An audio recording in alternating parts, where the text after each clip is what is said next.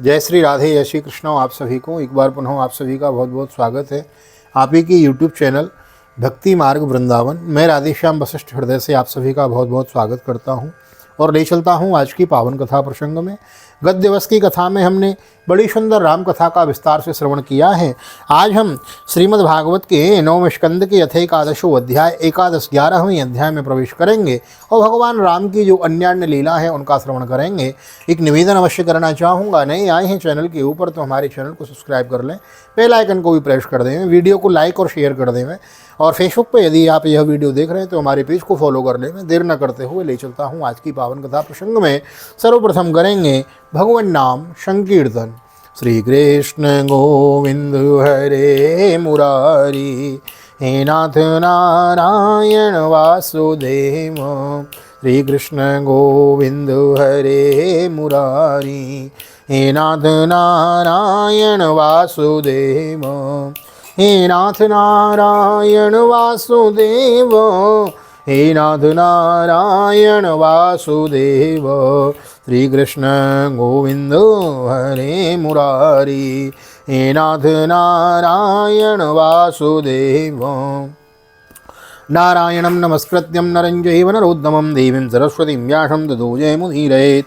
कृष्णाय वासुदेवाय हरे परमात्मने प्रणतक्लेशनाशाय गोविन्दाय नमो नमः। ओम नमो भगवते वासुदेवाय। श्रीमद्भागवत महापुराणम् अथ नवमः स्कन्धः एकादशोऽध्यायः। श्रीशुक उवाच। भगवानात्मनात्मानं राम उत्तमकल्पकै सर्वदेवमयं देवमीजो आचार्यवान्मखै। होत्रे ददादिशं प्राचीं ब्रह्मणे दक्षिणां प्रभो अध्वर्यवे प्रतीचिं च उदीचिं सामगायसो। आचार्याय तदोषेषां यावती भूस्तदनन्तरः मन्यवान इदं कृत्स्न ब्राह्मणो रहति निस्पृह। श्री सुखदेव जी कहते हैं, परीक्षित, भगवान श्री राम ने गुरु वशिष्ठ जी को अपना आचार्य बनाकर उत्तम सामग्रियों से युक्त यज्ञों के द्वारा अपने आप ही अपने सर्वदेव स्वरूप स्वयं प्रकाश आत्मा का यजन किया। उन्होंने होता को पूर्व दिशा, ब्राह्मण को दक्षिण दिशा, ब्रह्मा को दक्षिण, अध्वर्यों को पश्चिम और उद्गाता को उत्तर दिशा दे दी। उनके बीच में जितनी भूमि बच रही थी वह उन्होंने आचार्य को दे दी। उनका यह निश्चय था कि संपूर्ण भूमंडल का एकमात्र अधिकारी निष्प्रह ब्राह्मण ही है। इत्ययं तदलंकारो वाशुभ्याम अवशेषतो तथा राज्ञा विभेदे ही सौमंगल्य अवशेषितो। ते तु ब्रह्मण्यदेवस्य वात्सल्यं वीक्ष्य संस्तुतं प्रीता क्लिन्नोधियस्तस्मै प्रद्योर्प्रीतं बभासिरे। अव्रतं नस्त्वया किं नु भगवान् भुवनेश्वर यन्योरन्तरहृदयं विश्य तमोहंसिं सरोजसः। इस प्रकार सारे भूमंडल का दान करके उन्होंने अपने शरीर के वस्त्र और अलंकार भी अपने पास रखे। इसी प्रकार महारानी सीता जी के पास भी केवल मांगलिक वस्त्र और आभूषण ही बच रहे। जब आचार्य आदि ब्राह्मणों ने देखा कि भगवान श्री राम तो ब्राह्मणों को ही अपना इष्टदेव मानते हैं, उनके हृदय में ब्राह्मणों के प्रति अनंत स्नेह है, तब उनका हृदय प्रेम से द्रवित हो गया। उन्होंने प्रसन्न होकर सारी पृथ्वी भगवान को लौटा दी और कहा, प्रभु आप सब लोगों के एकमात्र स्वामी हैं। आप तो स्वयं हृदय के भीतर रहकर अपनी ज्योति से अज्ञान अंधकार का नाश कर रहे हैं। ऐसी स्थिति में भला आपने हमें क्या नहीं दे रखा है। नमो ब्रह्मण्य देवाय रामाय कुंठमेधसे उत्तम श्लोक दुर्याय नस्तदंडार्पितांग्रहे। कदाचिन्लोक जिज्ञासुर्गूढ़ो रात्र्यामलक्षितः चरन्वाचो शृणोद्रामो भार्यामुद्दिश्य कस्यचित्। नाहं विवर्मि त्वां दृष्ट्वाम् आशतिं परवेश्मकां त्रिलोभी विव्रयात् सीतां रामो नाम नाहं भजे पुनः। आपका ज्ञान अत्यंत है, पवित्र कीर्ति वाले पुरुषों में आप सर्वश्रेष्ठ हैं। उन महात्माओं को जो किसी को किसी प्रकार की पीड़ा नहीं पहुंचाते आपने अपने चरण कमल दे रखे हैं। ऐसा होने पर भी आप ब्राह्मणों को अपना इष्टदेव मानते हैं। भगवान आपके इस राम स्वरूप को हम नमस्कार करते हैं। परीक्षित, एक बार अपनी प्रजा की स्थिति जानने के लिए भगवान श्री राम जी ने रात के समय छिपकर बिना किसी को बतलाए घूम रहे थे। उस समय उन्होंने किसी को यह बात कहते सुन लिया कि वह अपनी पत्नी से कह रहा था, अरे तू दुष्ट और उल्टा है, तू पराये घर में रहकर आई है। स्त्री लोभी राम भले ही सीता को रख लें परंतु मैं तुझे फिर भी नहीं रख सकता। इति लोकात् बहुमुखात् दुराराध्यात् संविदो पत्याभीतेन सात्यक्त प्राप्त प्राचीदशाश्रमम् अंतरपत्न्या गते काले यमोषा सुसुमेषुतो कुशोलभो इति ज्ञातो तयोश्चक्रे क्रिया मुनि। सचमुच सब लोगों को प्रसन्न रखना बड़ी टेढ़ी खीर है। क्योंकि मूर्खों की तो कमी नहीं है। जब भगवान श्री राम ने भक्तों के मुँह से ऐसी बात सुनी तो वे लोकोपवाद से कुछ भयभीत से हो गए। उन्होंने श्री सीता जी का परित्याग कर दिया और वे वाल्मीकि मुनि के आश्रम में रहने लगी। सीता जी उस समय गर्भवती थी। समय आने पर उन्होंने एक साथ ही 2 पुत्र उत्पन्न किए। उनके नाम हुए कुश और लव। वाल्मीकि मुनि ने उनके जात कर्म आदि संस्कार किए हैं। अंगद चित्रकेतुश्च लक्ष्मणस्यात्मजो स्मृतो तक्ष पुष्कल इत्यस्तां भरतस्य महीपते शुभाहुसुतसेनश्च शत्रुघ्नस्य बभूवतु गन्धर्वान् कोटशो जज्ञे भरतो विजये दिशं तदीयं धनमानीय सर्वं जरागेन वेदयत् शत्रुघ्नश्च मधोपुत्रं लवणं नाम राक्षसं मध्वा मधुवने चक्रे मथुरां नाम वेपुरीं। लक्ष्मण जी के 2 पुत्र हुए अंगद और चित्रकेतु। परीक्षित इसी प्रकार भरत जी के भी 2 पुत्र हुए तक्ष और पुष्कल तथा शत्रुघ्न के भी 2 पुत्र हुए सुबाहु और श्रुतसेन। भरत जी ने दिग्विजय में करोड़ों गंधर्वों का श्रृंगार किया। उन्होंने उनका सब धन लाकर अपने बड़े भाई भगवान श्री राम की सेवा में निवेदन किया। शत्रुघ्न जी ने मधुवन में मधुक के पुत्र लवणक नामक राक्षस को मारकर वहाँ मथुरा नामक पुरी बसाई। जो हमारी ये मथुरापुरी है ना, यह लवणासुर की राजधानी थी पहले। तो यहाँ जो है इन्होंने शत्रुघ्न जी ने उसको मारकर यहाँ मथुरापुरी बसाई। भगवान श्री राम के द्वारा निर्वासित सीता जी ने अपने पुत्रों को वाल्मीकि के हाथों में सौंप दिया और भगवान श्री राम के चरण कमलों का ध्यान करती हुए पृथ्वी देवी के लोक में चली गईं। मनो निक्षिप्य तनयो सीता भरता विवासितो ध्यायन्ति राम चरणो विवरं प्रविवेशः तच्छ्रुत्वा भगवान रामो रुदन्नपि धिया स च स्मरस्तस्य गुणास्तास्तान्न शक्नोद्रोतुमीश्वर श्रीपो प्रसंग एतद्वक्त्वा सर्वत्र त्रासमावह अपीश्वराणां किमुतो ग्राम्यस्य ग्रहचेतसो। भगवान श्री राम के द्वारा निर्वासित सीता जी ने अपने पुत्रों को वाल्मीकि के हाथों में सौंप दिया और भगवान श्री राम के चरण कमलों का ध्यान करती हुए पृथ्वी देवी के लोक में चली गईं। यह समाचार सुनकर भगवान श्री राम ने अपने शोकावेश को बुद्धि के द्वारा रोकना चाहा, परंतु परम समर्थ होने पर भी वे उसे रोक न सके, क्योंकि उन्होंने जानकी जी के पवित्र गुण बार बार स्मरण हो आया करते थे। परीक्षित, जो यह स्त्री और पुरुष का संबंध सब कहीं इस प्रकार दुख का कारण है, यह बात बड़े बड़े समर्थ लोगों के विषय में भी ऐसी ही है। फिर गृहासक्त विषयी पुरुषों के संबंध में तो कहना ही क्या है। तथा ऊर्ध्व ब्रह्मचर्यो धारयन् जुहोत प्रभो त्रयोदशाब्दसाहस्रम् अग्निहोत्रम् अखण्डितं स्मृतामृत विन्यस्य विद्यं दण्डकण्टकैः स्वपादं पल्लवं रामो आत्मज्योतिरगात्ततः।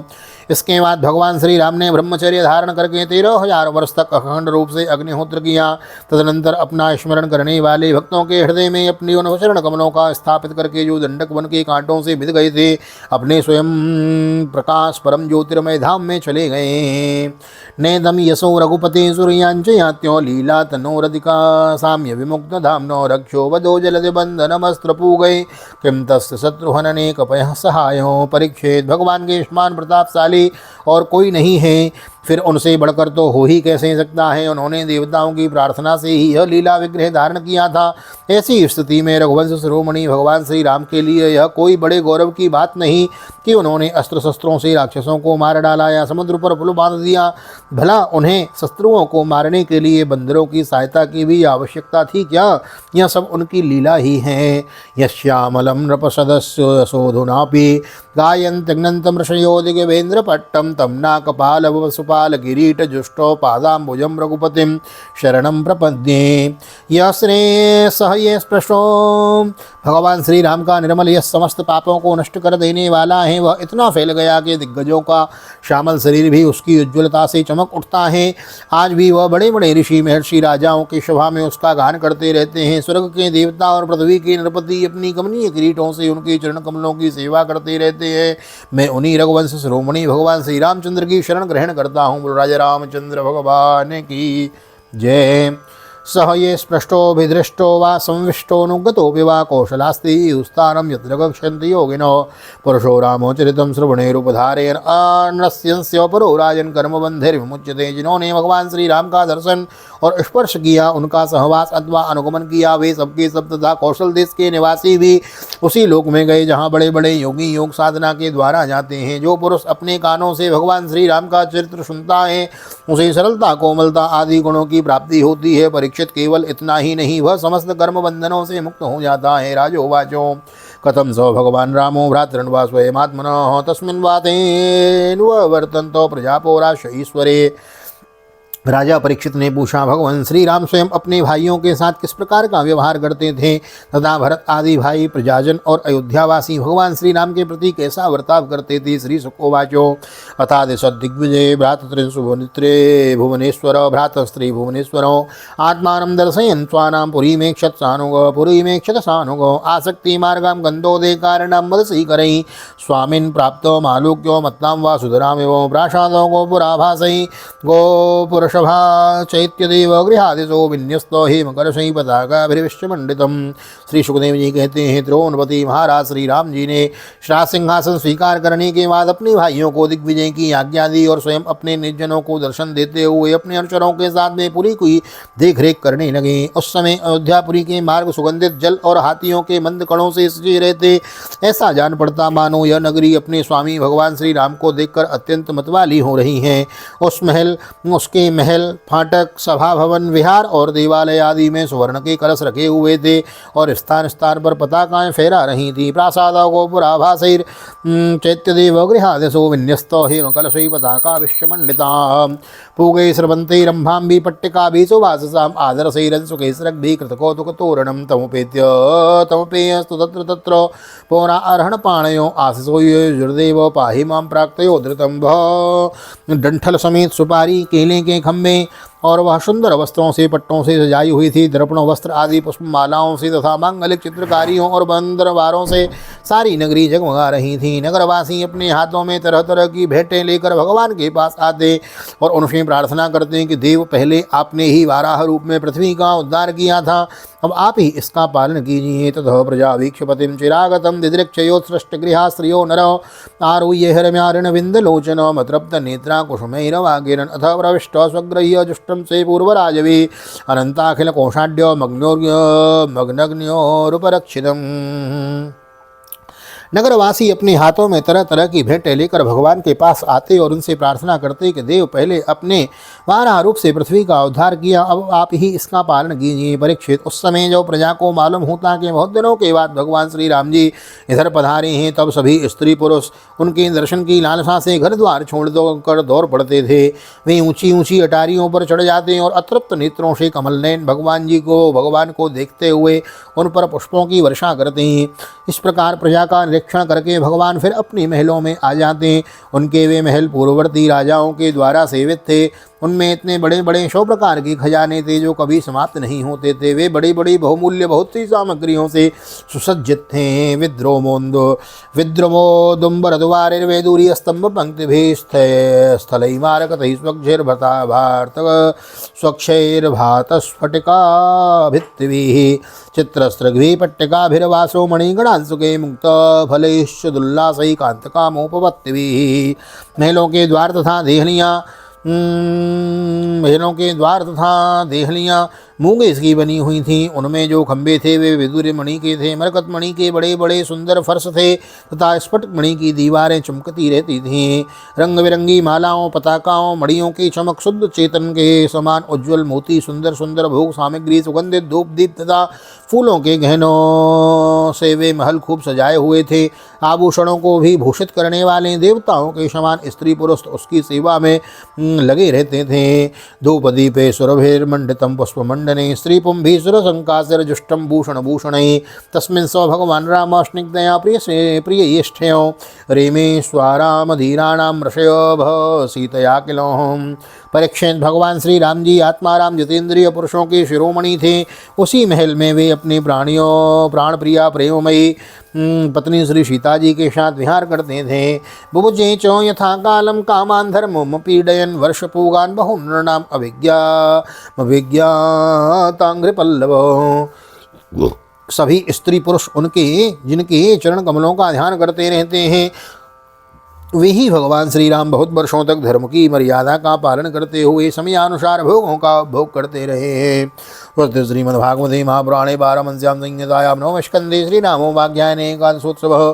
श्री बालकृष्ण चरणार्पणमस्तु। राधा कृष्ण चरणार्पणमस्तु। कृष्णाय वासुदेवाय हरे परमात्मने प्रणतक्लेशनाशाय गोविंदाय नमो नमः। हरे कृष्ण कृष्ण कृष्ण हरे हरे, हरे राम राम राम हरे हरे। राधे कृष्ण कृष्ण कृष्ण राधे राधे, राधे श्याम श्याम श्याम राधे राधे, बोल राधा गोविंद भगवान की जय। श्रीमद्भागवत महापुराण की जय। श्री वेदव्यास जी महाराज की जय।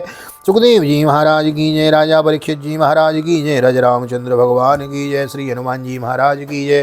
गोवर्धन नाथ की जय। यमुनी महारानी की जय। वृंदावन माँ की बिहारी लाल की जय। गैया मैया की जय। तुलसी मैया की जय। अपने अपने माता पिता की जय। सदगुरुदेव भगवान की जय। आज के आनंद की जय। जय जय श्री राधे, जय श्री राधे, जय श्री राधे श्याम। जय जय राधे, जय जय श्याम। सबको मिले वृंदावन धाम, ऐसी प्रार्थना मेरी ठाकुर जी के चरणों में। यहाँ तक वीडियो बने हैं तो वीडियो को लाइक कर दीजिए, शेयर कर दीजिए। चैनल पर पहली बार आए हैं तो चैनल को सब्सक्राइब कर लीजिए, बेल आइकन को भी प्रेस कर दें। और मिलते हैं अगली वीडियो में, तब तक के लिए श्रीधाम वृंदावन से आप सभी को हृदय से प्यार भरी जय श्री राधे, जय श्री कृष्ण। हरि ओम।